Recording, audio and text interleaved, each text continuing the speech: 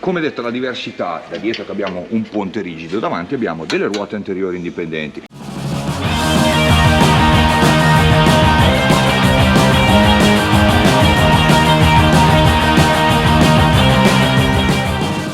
Buongiorno, è lunedì. Ve ne siete accorti, vero? Ok, cercavo di passare inosservato. È apparsa una tenda da tetto, ma ne parleremo a tempo debito. Siamo dovuti correre a Trieste a prenderla perché, ragazzi, è stata veramente una bazza, come diciamo a Bologna. 380 euro, tanta roba. Ne parleremo a tempo debito.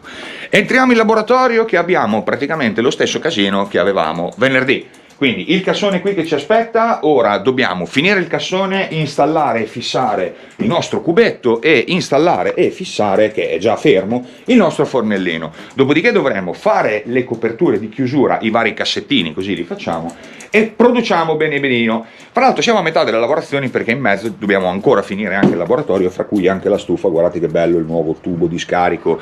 Ho un caro amico Mauro che mi sta dando una mano, tutta sta roba qua, i tubi 316 AISI, non lo so, tutto a norma. Che pazienza che ci vuole. Bene, allora, questa mattina, come abbiamo detto, abbiamo un po' di cose da fare. Io vado a buttare il pattume, che se no non finiamo più, dopodiché ci mettiamo al lavoro.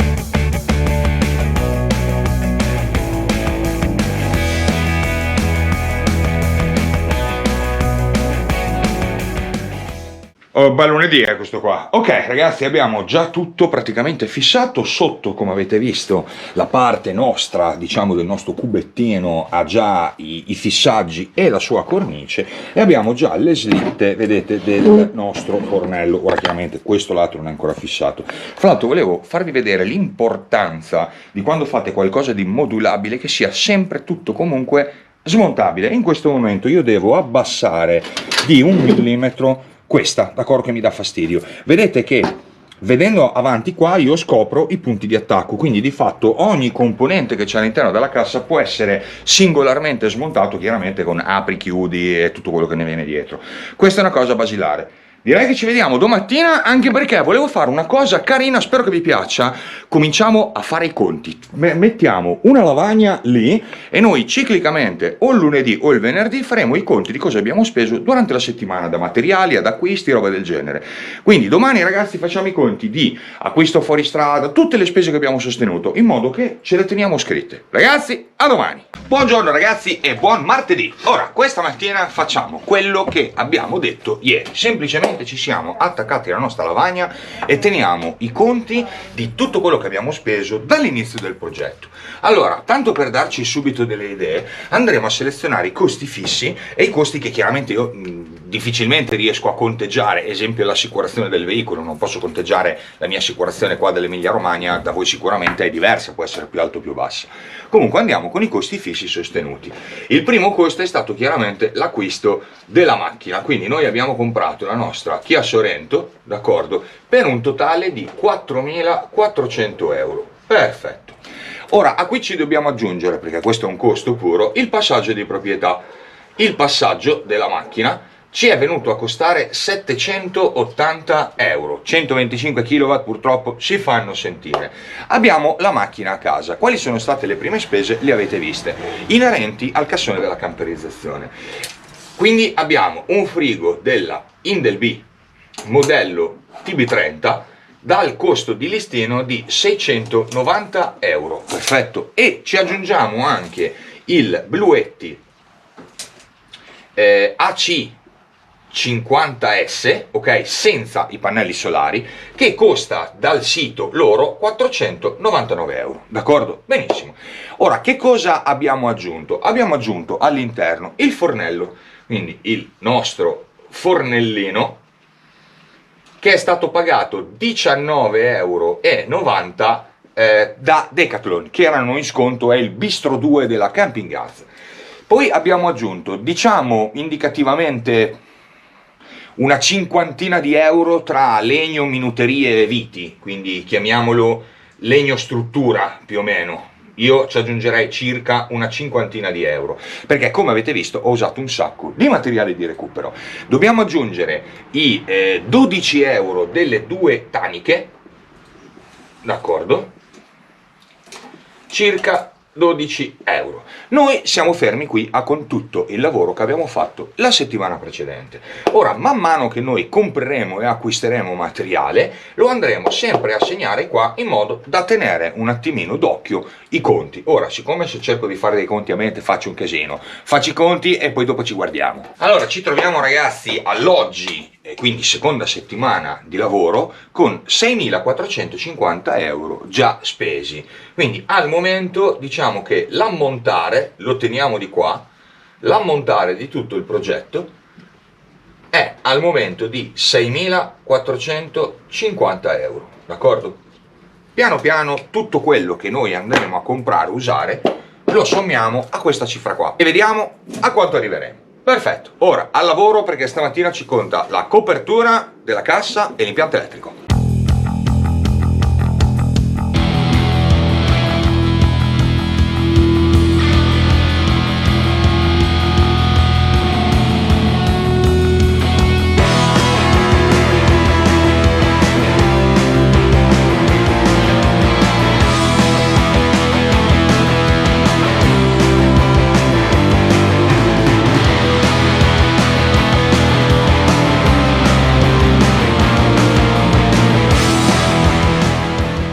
Allora, di fatto dovremmo praticamente aver quasi finito la falegnameria, cassone chiuso, tutto a posto. Ieri fra l'altro avevo lavorato un po' facendo questa settina di chiusura e soprattutto lo sportellino, che ho preso semplicemente la sagoma, ma non useremo una roba così grossa, per la parte dell'impianto elettrico interno che rimarrà lì dentro. Perfetto, quindi coperture in OSB, rimangono giustamente fuori la tanica e qua sopra l'unica parte che ci manca è l'alloggiamento a ribalta per il catino, diciamo, il nostro piccolo lavandino. Ok, ora il grosso l'abbiamo fatto, mettiamo l'architetto che è già pronto al lavoro a scartavetrare tutti gli angoli, perché prima di mocchettarlo prevede il fatto che l'abbiamo già provato, testato e sappiamo che funziona.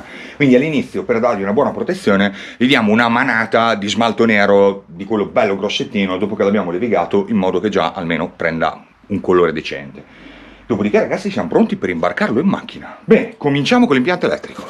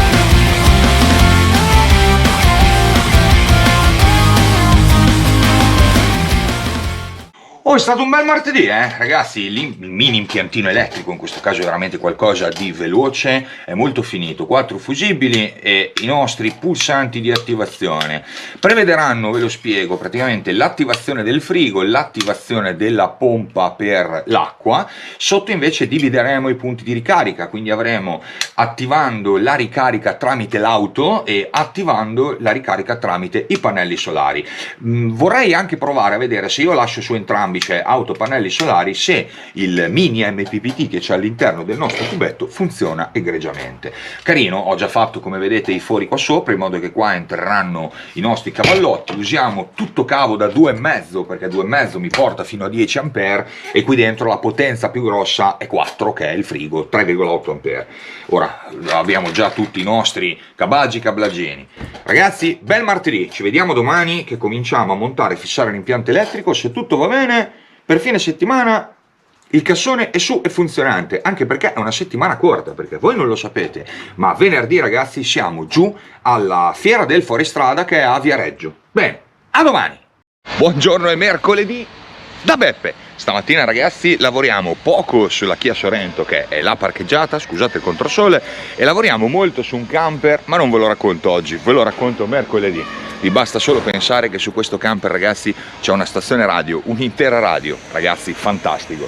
Quindi noi riprendiamo i lavori sulla Kia oggi pomeriggio e questa mattina ci dedichiamo a questa fantastica cosa. Buongiorno e buon giovedì direttamente dall'officina di Beppe. Allora, oggi ragazzi dobbiamo cominciare a lavorare un pochino sul discorso sospensioni e lavoriamo, dovremo farlo in 2 step. Oggi che cosa facciamo?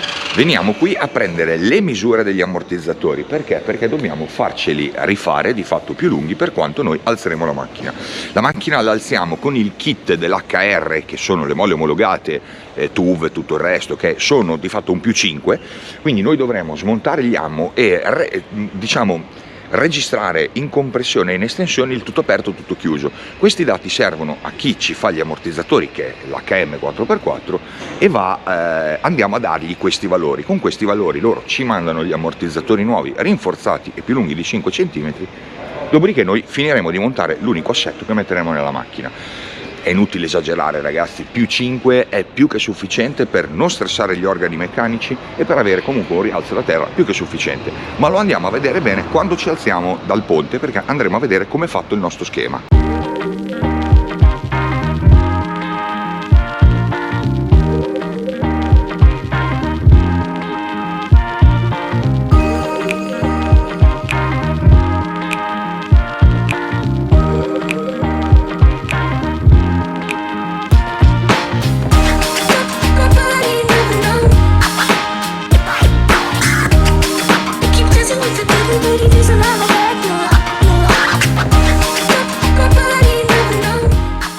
Mentre risaliamo con la macchina vi spiego. Vedete, questo è l'aggancio del nostro ammortizzatore, guardate, sul telaio sotto del ponte, d'accordo? Quindi noi abbiamo mollato questo dadone qua e abbiamo dovuto ricomprimere il fuoristrada perché altrimenti la molla tirando in giù non riusciva a liberare l'ammo. Ora abbiamo l'ammo che vedete che è già qua, quindi libero, e riusciamo a estenderlo e comprimerlo andando a prendere le misure. Quello dietro è anche semplice, quello davanti è un pochino più rognoso. Adesso vi metto in giro a guardare.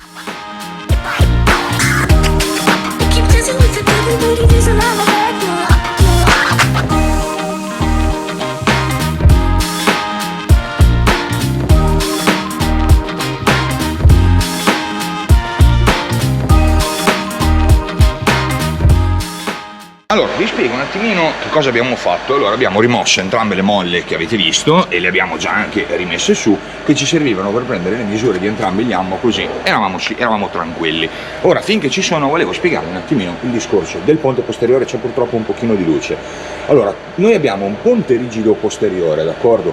E abbiamo, vedete, il sistema di molle e il sistema di ammo che è qua. Noi questi ammo qua, di cui abbiamo preso compressione ed estensione, ci arriveranno nuovi della misura giusta per le molle di rialzo che abbiamo ordinato, che sono il kit dell'HR, per 2 motivi. Allora, tenete conto che il cassone posteriore peserà una quarantina di chili lui, ci mettiamo l'acqua, sono 50, praticamente aver messo un cristiano nel baule, quindi di fatto è una cosa importante avere comunque un maggior tenuta di carico. Il ponte posteriore in una macchina che dovrebbe fare normalmente vero fuoristrada, dovremo andare a scollegare questa che è la barra antirollio, perché comunque limita l'escursione del ponte. In questo caso la nostra macchina non deve fare fuoristrada estremo, deve portarci in vacanza diciamo dove normalmente non arriva una vettura normale, quindi tutto quello che è il sistema stradale noi lo dovremo mantenere. Ecco questa la diversità, cioè quando noi andiamo a preparare un fuoristrada per uso estremo, fuori strada vanno tolte tutte le barre antirollio, il massimo delle escursioni dei ponti. In questo caso questa è una macchina che ci deve portare in vacanza, ragazzi, in vacanza. Quindi noi dobbiamo mantenerla sì più alta, più robusta, più rigida, via discorrendo, ma comunque con tutti gli organi che ci permette, quando siamo in strada, di avere la medesima sicurezza, perché scollegare le barre antirollio crea comunque un disassamento che in caso di frenata d'emergenza, via discorrendo, la macchina si scompone molto di più. Ok, questa è una cosa che volevo un attimino spiegarvi. Ora andiamo dritto, richiudiamo il ponte e passiamo agli amo anteriori. Questa è una cosa carina, me l'ha fatta vedere Beppe. Stiamo usando un grasso particolare che è un grasso a rame e stiamo imbullonando, stiamo rimettendo sugli ammortizzatori e andiamo a metterlo nel perno centrale che regge l'ammortizzatore in modo che lubrifica un pochino di più. Questa volevo far vedere che è veramente carina. Siamo invece davanti nella parte anteriore. Come detto, la diversità: da dietro che abbiamo un ponte rigido, davanti abbiamo delle ruote anteriori indipendenti.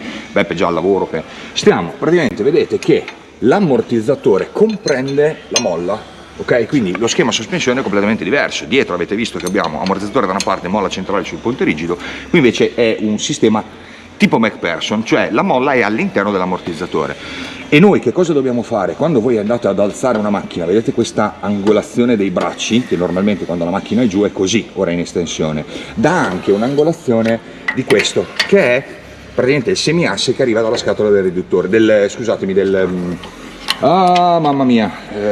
differenziale anteriore. Se io alzo troppo la macchina e questa inclinazione che vedete, d'accordo, di questo braccio qui, comincia a essere troppo inclinata, faccio lavorare questi giunti omocinetici troppo inclinati, ergo li rovino e probabilmente mi rovino anche la vacanza.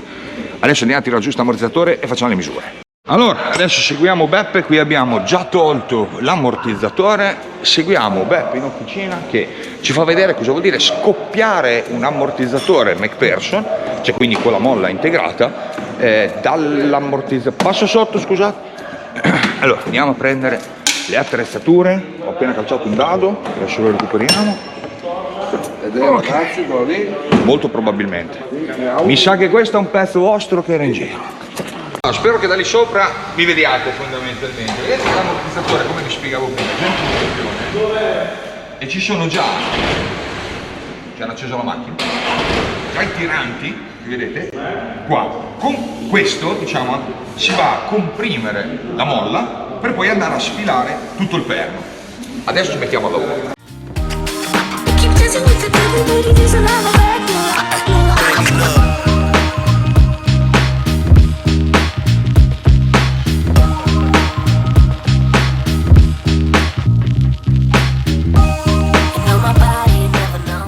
Adesso sempre dottor Beppe ci spiega una cosa fondamentale. Abbiamo tolto il dadone sopra, quindi la molla come vedete è in compressione con questo, andiamo a scoppiare la molla, cioè l'ammortizzatore dalla molla. Quindi vedete che, vai, tira giù, prego dottore. Tiriamo via. Allora, tiriamo via questo qua. Guarda mo che bello. E noi rimaniamo, vedete, con piattello e molla da una parte e l'ammortizzatore da quell'altro. Dobbiamo arrivare qua sempre per misurare, ragazzi, come avete visto prima, compressione ed estensione per dare sempre le misure per i nuovi ammortizzatori. Ok, adesso vi riappoggio da qualche parte che prendiamo le misure.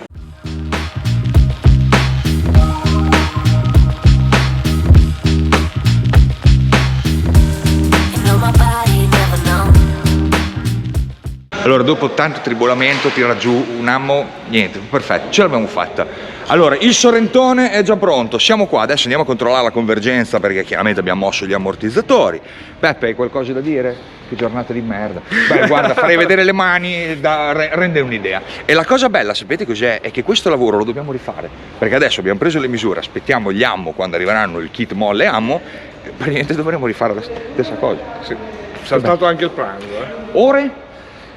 Quante ce ne abbiamo messe? Ce ne abbiamo messe 4? No, 4-5 abbiamo. Se, allora, diamo un'idea anche di costi, perché sapete che aggiorniamo su tutto. Un intervento del genere a livello di manodopera, perché oggi è stata spudoratamente solo manodopera. Quanto può venire a costare? Allora, 5 ore, una persona sono 200 euro. Ok, quindi allora tenete conto che già abbiamo speso 200 euro di manodopera per verificare gli ammo e ne spenderemo più o meno altrettanti perché è su per giù. Quando arriva, forse di meno? No, forse di più. Forse di più. Forse di più, perché se consideri 2 persone. Ok, allora diciamo che un 500 euro più il costo delle molle gli ammo per montare l'assetto. Tra la prima volta che prendi le misure, oh, è stato un bel giovedì, adesso andiamo in laboratorio che andiamo a lavorare. Oh, grazie a Beppe, come al solito. Guarda le mani, guarda le mani, guarda le mani. Buongiorno, è venerdì, da Viareggio, siamo alla Fiera Internazionale del Fuoristrada, ma è inutile che vi dico altro, questa è un'altra storia. Ve la racconto la prossima volta. Intanto, buon fine settimana.